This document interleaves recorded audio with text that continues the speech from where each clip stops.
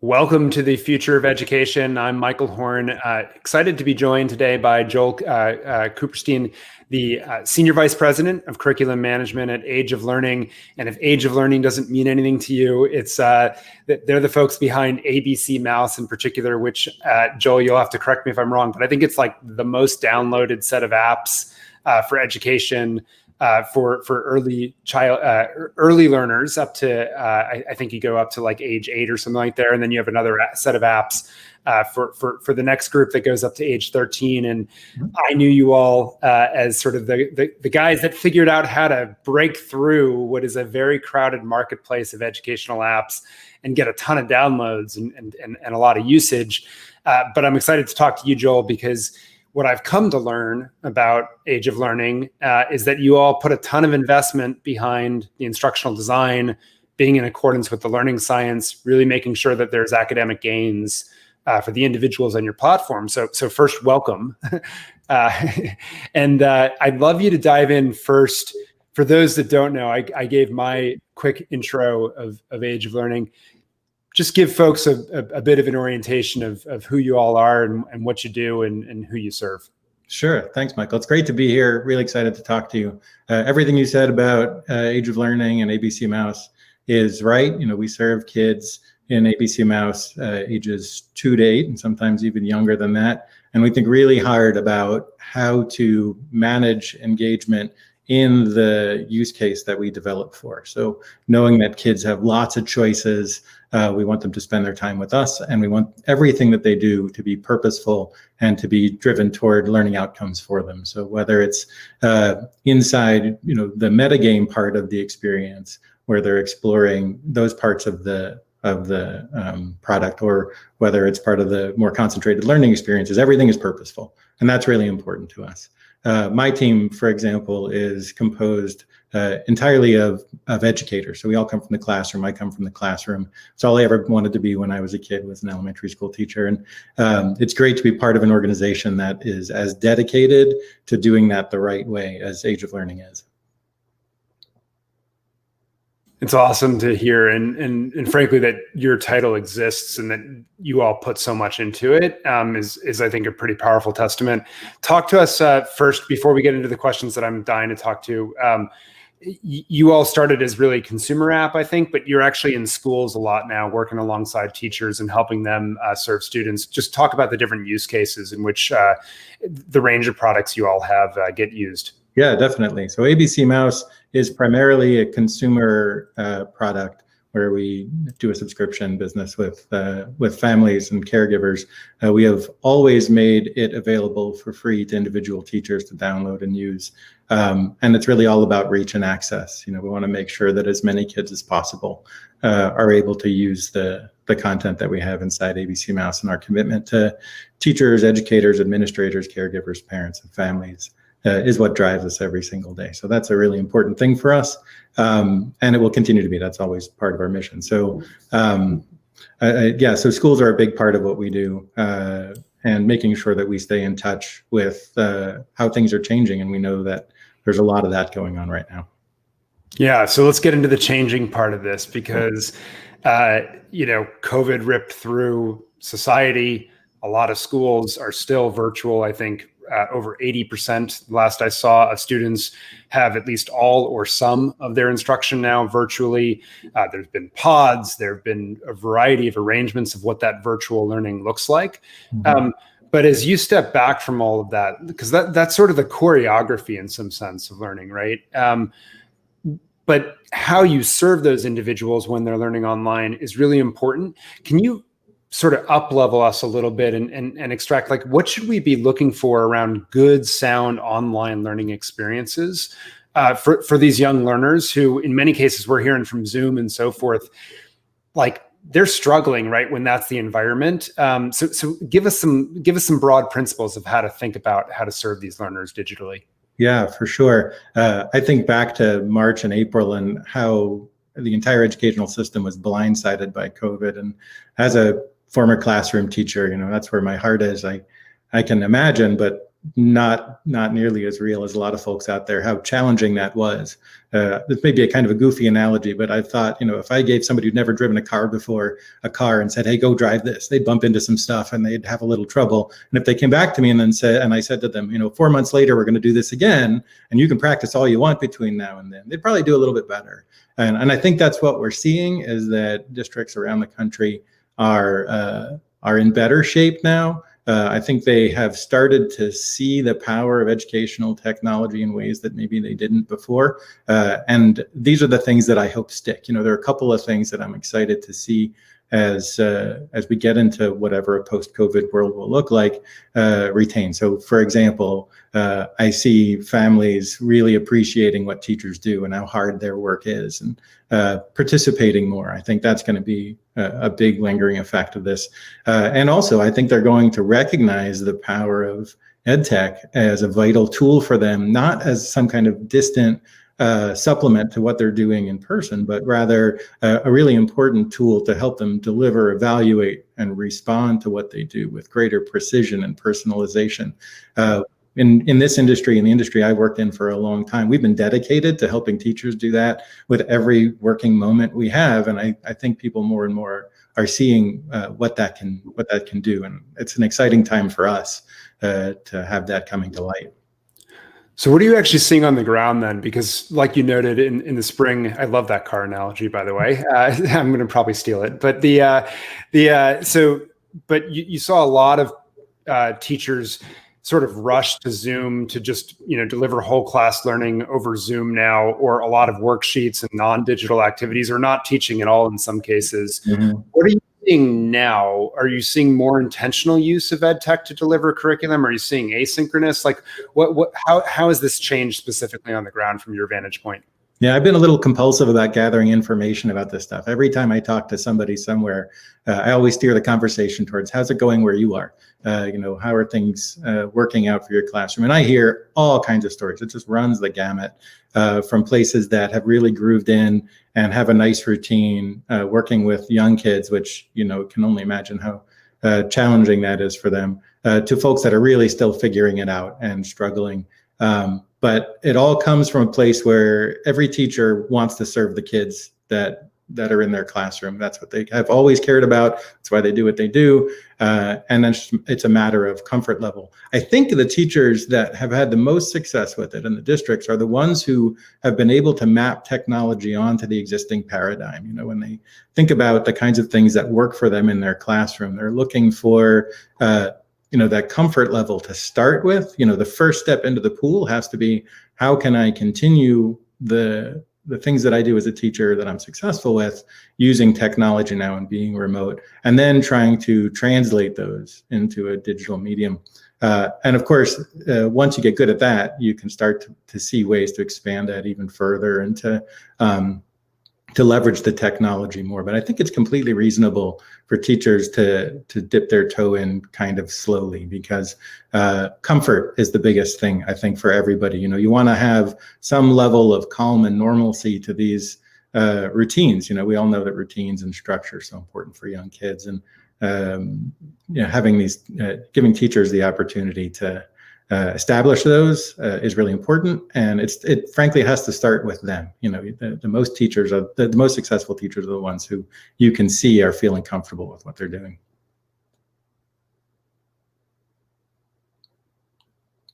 I'm sorry, I can't hear you, Michael. Sorry about that. Thank you for that. So take us through what you would say like an ideal setup would look like for a teacher to set up. What would that, what would a school day look like for, say, a first grader or second grader in your mind? And what would be the split of different activities throughout that day? Yeah, that's a great question. And I think a lot of it has to go back to the instructional design principles that we know are effective for in-person learning also.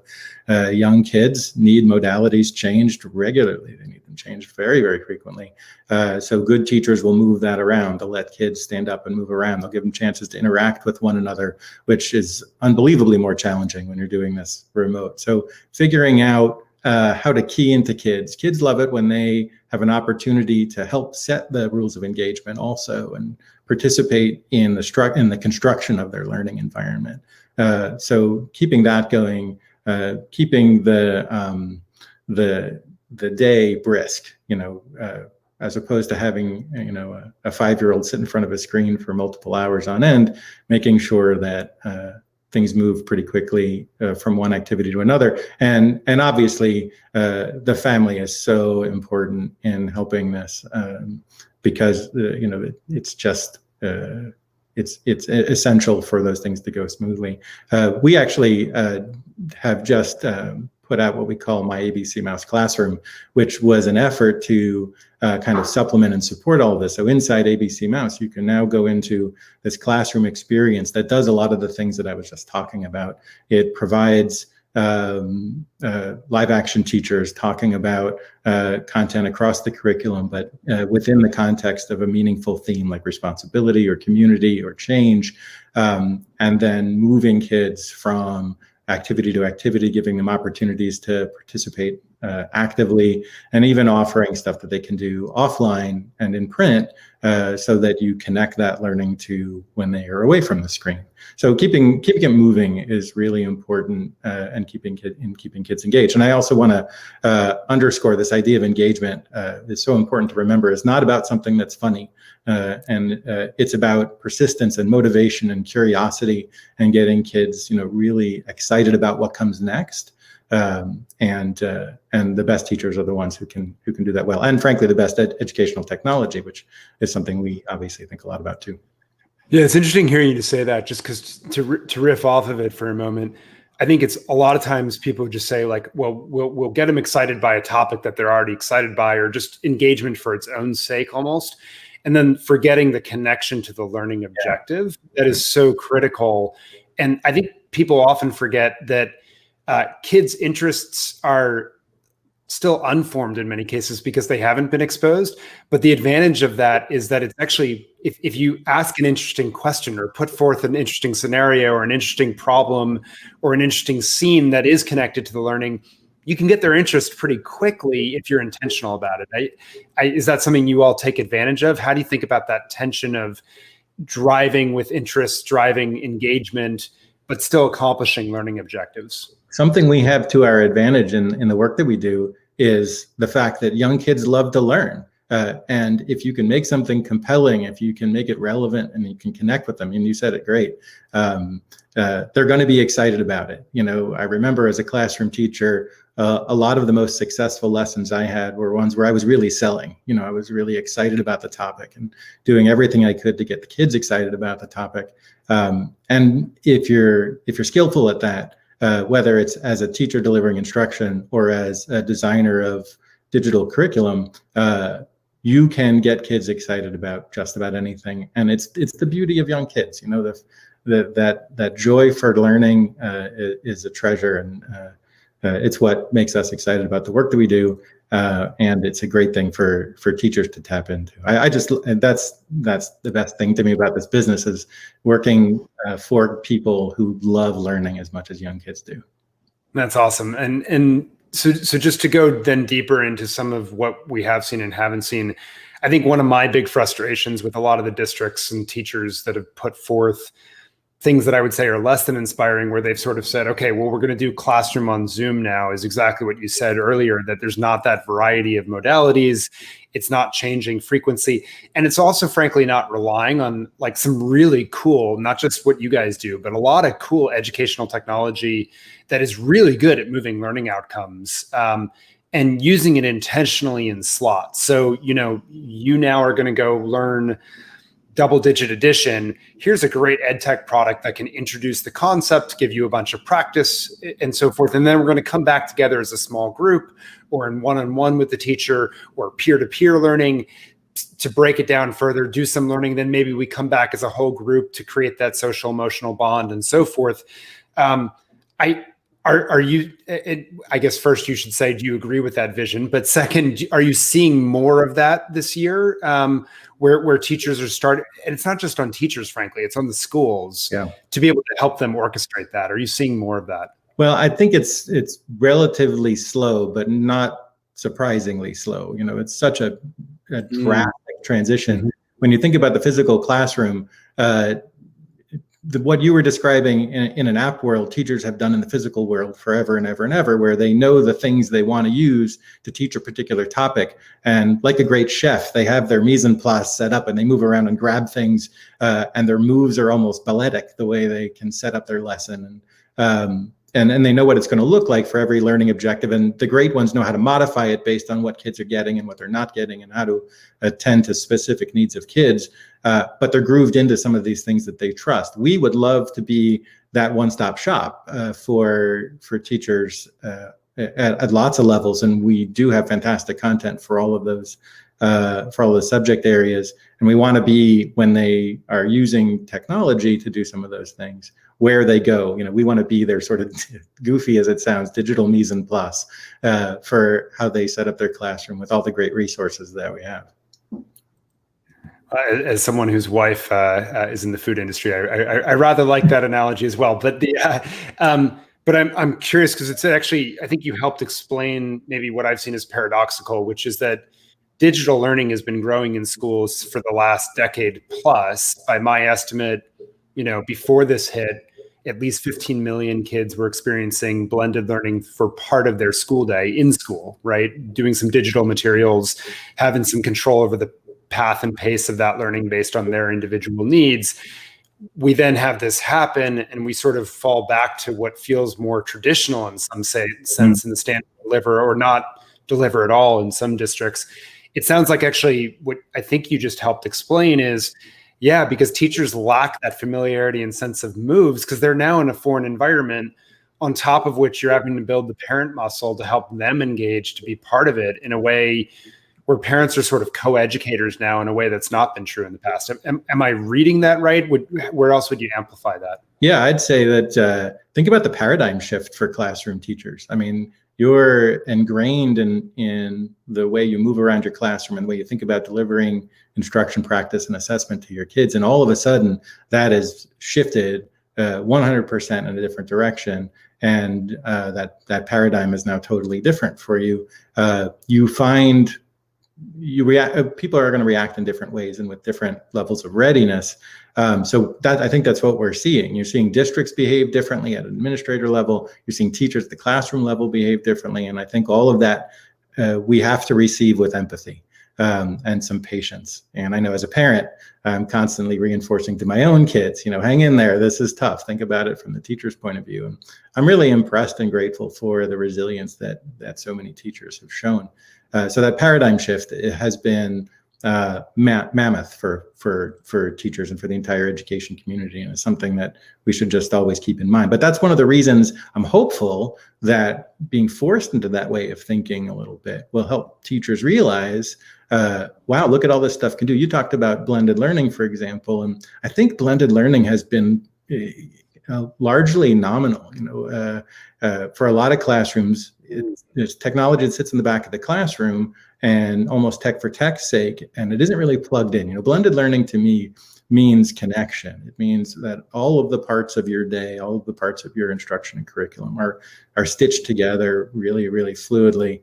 And now, because of the shift, because of the move to remote, we've sort of forced the hand a little bit on that. And I'm excited about the junctions that teachers are going to find as they employ technology newly, differently, and probably more.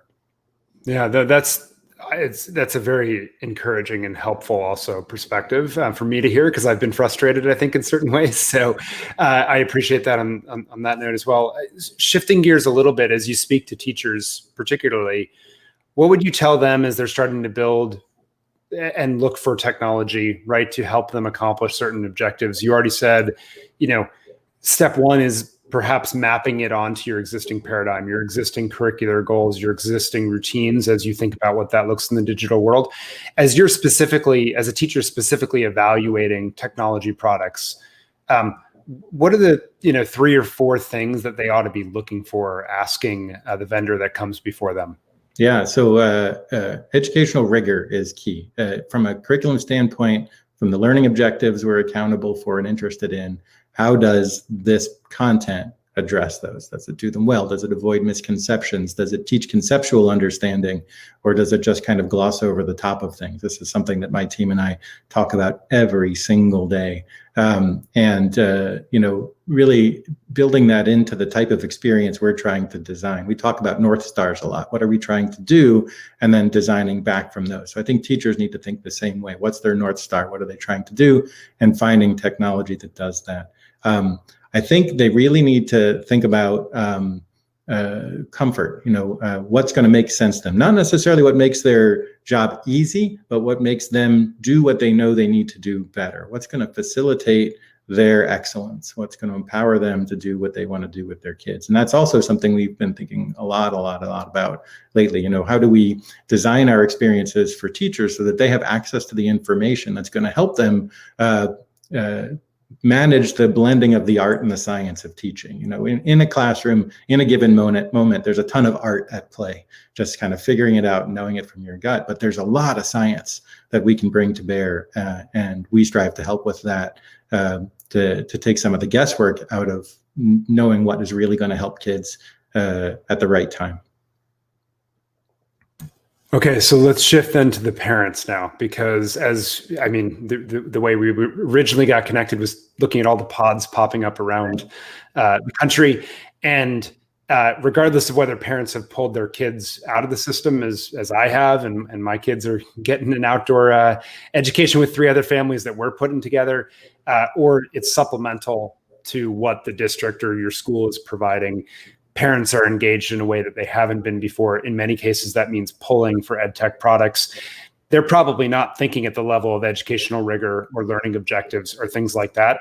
What's a tip or two you'd say for parents as you're pulling off that educational app or that product? What should they be looking at? So first of all, I'll say this is one of the things I love about this time, is that parents are paying attention and they're thinking harder about it, and they're understanding what's happening. The distance between parents and schooling is shrinking, and I think that's great. In this field, we've talked about this for decades. Getting parents involved is really important. So a lot of the tenets are the same. I think parents understanding that notion of engagement that we talked about before is even going to be a little bit harder to get their heads around than teachers. When as a parent, you think about what's engaging for your kid, you think about the thing that's funny, or you think about the thing that is fun, but you forget about how engaging learning can be. That museum feeling, the excitement of seeing a kid's eyes light up at the zoo, for example. And we've actually tried to build that same kind of thing into ABCmouse and a lot of the products that we do, so that you have the same light bulb moment, you have the same eyes lighting up there. And I think that's what parents need to look for. They need to look for purpose. The screen time kids are spending should be purposeful. And parents have every right to know exactly what the intent of the software is. What are they trying to do, and what is that purpose? And we try to be really transparent about that, because we're really proud of it, and we think it's it's important. It's the most important thing that we deliver. So parents should be attending to purpose, I guess, is how I'd sum that up. Yeah, no, that's terrific. One more question that I have is, what should teachers and parents alike, what would make you run from an edtech product? I'm not asking you to throw one of your competitors under the bus here, but I suspect I can say it, right? I see a lot of stuff out there in the market. I see a lot of stuff where a very well-intentioned teacher creates a company out of their one experience and then ignores a whole bunch of principles of science of learning or instructional design online or so forth. MOOCs, for example, in the higher ed space, were created out of a passive lecture mentality that makes no sense for learning. And so unsurprisingly, I think has had the outcomes that they have. What's that thing for that early childhood that where you look at an ed tech product and you're like, if you're a teacher or parent and you see X or Y, like, is there something like that warning bells go off? Certainly what I'm looking for and what we think about is how to drive towards durable and meaningful outcomes, making sure that what kids learn is important and will stay with them and transfer from what they did on screen to what they do out in the world. Ed tech products that don't do that are not terribly helpful. Ed tech products that sort of put a Band-Aid on top of learning objectives and inspire speed over understanding are not necessarily all that valuable. The thing I love about being part of Age of Learning is that we do an amazing job of balancing what on screen is compelling to kids and engaging to kids with the rigor of the academic design, of the curriculum design. These things are not mutually exclusive, and we're pretty uncompromising about the two. And that's such an important thing for parents to look for, is find edtech resources that you can tell care as much about the content as they do about the presentation of the content, because that's where durability comes in. You got to get the kids there. You got to make it meaningful for them, and if you can do that, then that learning is going to stay with them. And there's a lot of stuff out there that doesn't do that as well. Certainly not as well as we do, I think. That's awesome. No, durability over speed. I like that mantra as well, as we sort of wrap up this conversation. Any other thoughts that you would have for folks navigating the current moment? I mean, you get to see a lot of parents, a lot of schools through your app working through this. Final parting thought as we wrap up. Through all of this, I think there are opportunities to take some really great things away from this. And I implore everybody to be thinking about the social emotional well-being of the kids and the families that are going through this together. We're all talking a lot about learning loss, and we're all talking a lot about curriculum and learning objectives and that sort of thing. That's great. It's really important. I don't mean to say otherwise. But the holistic well-being of our families, the way we take care of one another, and the way we use education to support that is going to be critical for getting through this. Kids are really resilient when it comes to learning. And I'm confident that great teachers and a great education system can help us make up for some of this lost time. We have to make sure that through it all, we're taking care of one another, because the other side of that is a little bit more frightening to me. So, social, emotional, whole child, be thinking about those kinds of things. Everybody's got to lean in, to use what's now a cliche, and have the patience to do that. But I think we can. Yeah, it's a great way to sum up the moment and what we're all working through. Really appreciate you coming on and joining me for the conversation. I've enjoyed, as I said, learning a lot more about the set of things that Age of Learning does, and the care that you all put into it. So deeply appreciate it, and keep up the good work and helping teachers and parents make that next step of what is a transformation. So thanks so much. This is absolutely my pleasure. It was great to talk to you, and I appreciate the opportunity a lot. Sounds good. And we'll keep the conversation going. Fantastic. Take care, Michael. Thank you.